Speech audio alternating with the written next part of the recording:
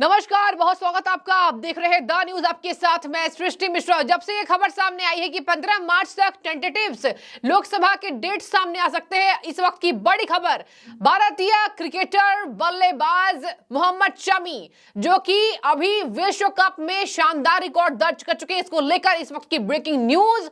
पश्चिम बंगाल लोकसभा क्षेत्र से उतर सकते हैं मोहम्मद शमी। बीजेपी के टिकट पर लोकसभा चुनाव लड़ने का ऐलान हुआ है। बड़ी खबर इस वक्त की, जहां बीजेपी ये कह रही है और सूत्र ये बता रहे हैं, हालांकि मोहम्मद शमी ने इस पर अपना अंकुश नहीं लगाया है। पश्चिम बंगाल के बशीरहाट लोकसभा क्षेत्र से जो ये क्षेत्र है, ये संदेश खाली के अंतर्गत ही आता है। और आपको बता दें, ये वही जगह है जहां पर टीएमसी का गुंडा शेख शाहजहां, महिला का आरोपी, जो वहां पर दुराचार करता पकड़ा गया था। और अभी बशीरहाट, संदेश खाली, ममता बनर्जी, शेख शाहजहां, टीएमसी का गुंडा राज आज विश्व प्रचलित हो चुका है। अब पश्चिम बंगाल में भाजपा अल्पसंख्यक वोट के लिए भारतीय गेंदबाज मोहम्मद शमी को उतार सकती है। हालांकि मैं आपको बता दूं, मोहम्मद शमी वही मोहम्मद शमी है जिसको पीएम मोदी ने गले लगाया था जब हम विश्व कप हार गए थे।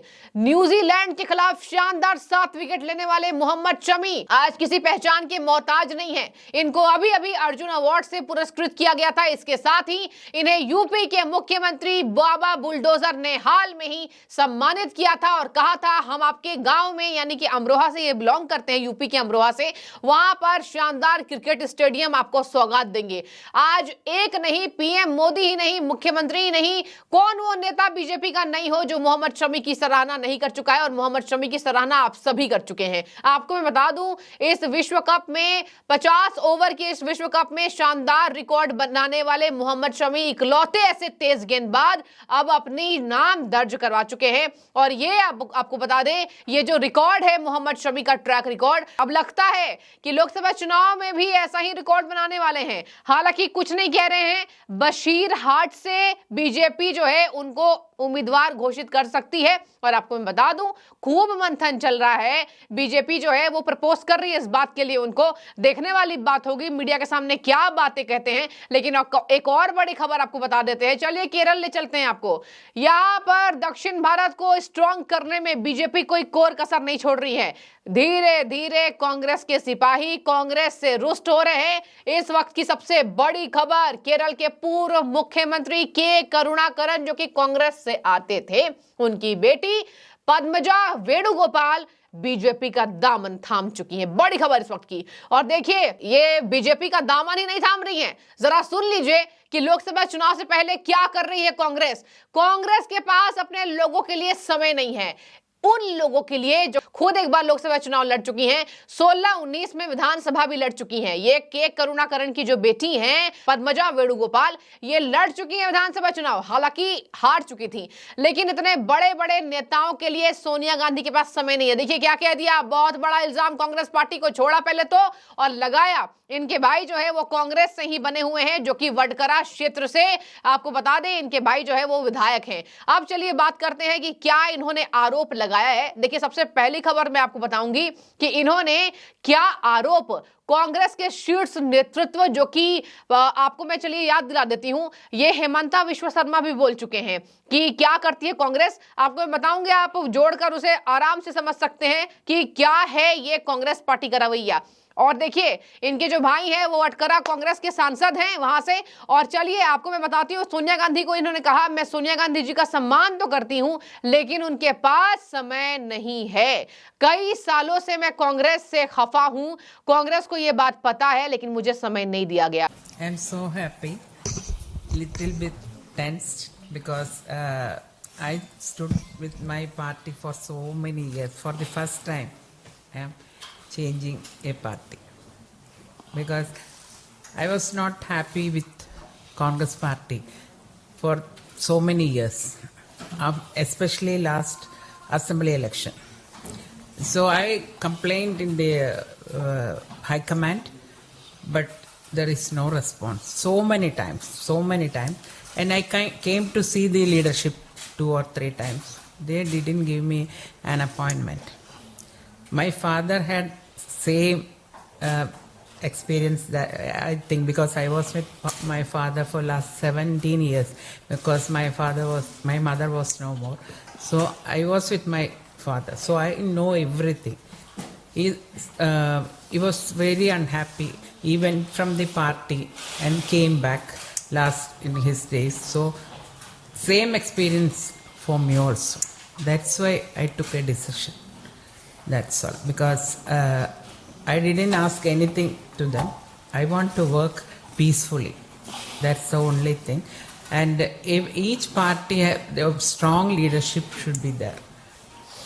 In the Congress party, there is no leadership. I know how to, because I have great respect to Madam Sonia ji, but I can't see her because she didn't give appointment to anybody. So last so many, I think I talked to the people, press people about my sorrows, everything. These people all know, I think. But there is no response. That's why I took a decision. And I don't know about, I am going to study about this party, but my only thing is Modi ji is very strong. He's a very strong leader. That's the only reason I came to this party. दर्शकों, आज ये पहली मुख्यमंत्री की बेटी नहीं है। आ जाइए महाराष्ट्र, अशोक चौहान जी भी छोड़कर चले गए, AK एंटनी भी छोड़कर चले गए। क्या हो रहा है?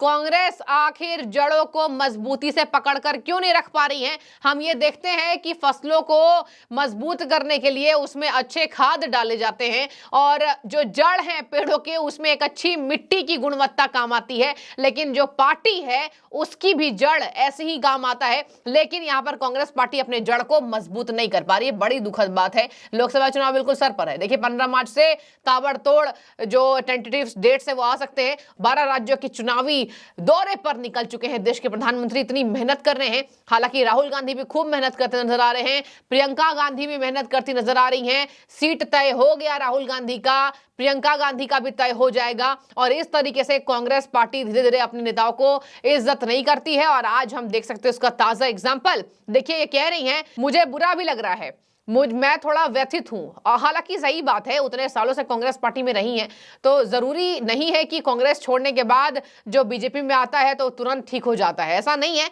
देखिए कह भी रही हैं, कह रही हैं मैं वर्षों से कांग्रेस से खुश नहीं थी और खास तौर पर केरल में हुए पिछले विधानसभा चुनाव के बाद से। वेणुगोपाल कहती हैं उन्होंने अपनी शिकायतों पर चर्चा करने के लिए कांग्रेस से सिफारिशें लगाई, सिफारिश भी नहीं लगी, ना राहुल गांधी मिले ना सोनिया गांधी मिली। आप देख लीजिए जितने कांग्रेस के नेता आए हुए हैं। आचार्य प्रमोद की चलिए बात करते हैं, उन क्या ज्यादा दूर जाना।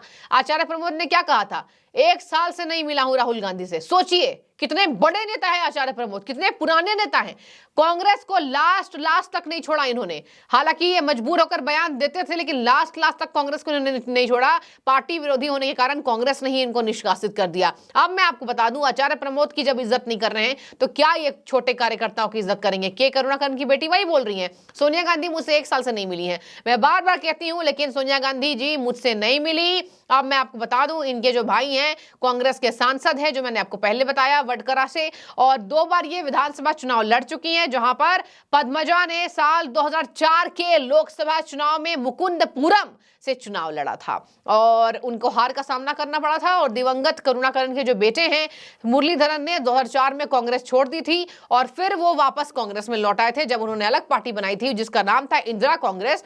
तो वो कुछ खास काम नहीं कर पाई तो उन्होंने फिर से कांग्रेस में वापसी कर ली, जो कि वडकरा से कांग्रेस के सांसद है। ये पूरी कहानी हुई, ये पूरी कहानी हुई कांग्रेस से खफा होने की, ये पूरी कहानी हुई कांग्रेस के सिपाहियों की संख्या घटने की, ये पूरी कहानी हुई बीजेपी के स्ट्रांग होने की। मोहम्मद शमी की बात करें तो मोहम्मद शमी आपको बता दे अगर पश्चिम बंगाल के बशीरहाट से चुनाव लड़ेंगे, अभी आपको याद होगा दिग्गज भोजपुरी इंडस्ट्री के कलाकार और सिंगर पवन सिंह ने ठुकरा दिया। देखिए तो क्या इल्जाम लगाया गया, बंगाल ये लोग आना नहीं चाहते, डर कर भाग गए। ऐसा नहीं है। देखिए एक मंथन होता है। उन्होंने कहा कि मैं व्यक्तिगत कारणों से बंगाल नहीं जा रहा हूं और ऐसी कोई बात नहीं है, बीजेपी का सम्मान है। मोहम्मद शमी को लेकर देखिए, मोहम्मद शमी अल्पसंख्यक समाज से आते हैं और पश्चिम बंगाल में आपको पता ही है अच्छी खासी आबादी है। अगर आपको मैं बताऊं महिलाओं का तो छोड़िए, तुष्टिकरण के लिए ममता बनर्जी फेमस हैं, अभी महिलाओं को भी नहीं संभाल पाई। इसके साथ महिला अत्याचार के नाम से उनका जुड़ चुका नाम, और इधर आ जाइए तुष्टिकरण की राजनीति।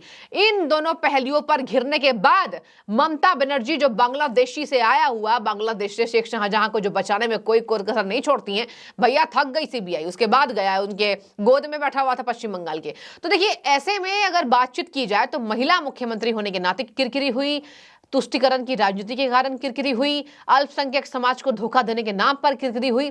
तो अगर मोहम्मद शमी उतरते हैं, अल्पसंख्यक समाज से ही आते हैं, तो पश्चिम बंगाल में भाजपा मजबूत होगी, ये लिख कर ले लीजिए। और मोहम्मद शमी को आज कौन होगा जो नहीं जानता है, अभी अभी इन्होंने अपने पैर का सर्जरी करवाया, उस पर भी पीएम मोदी ने इनको कहा था कि आप जल्द ही ठीक हो जाइए, और उसके बाद इन्होंने पीएम मोदी का रिप्लाई भी किया था। ये दिखा रहा था कि कुछ ना कुछ बड़ा होने वाला है। अब बड़ा होने वाला है, मोहम्मद शमी बशीरहाट से चुनाव लड़ सकते हैं, मैं ये कह रही हूं लड़ सकते हैं। अब देखिए क्या रिप्लाई देते हैं, उस पर भी आपको अपडेट हम जरूर बताएंगे। बने रहिए, बहुत शुक्रिया आपका।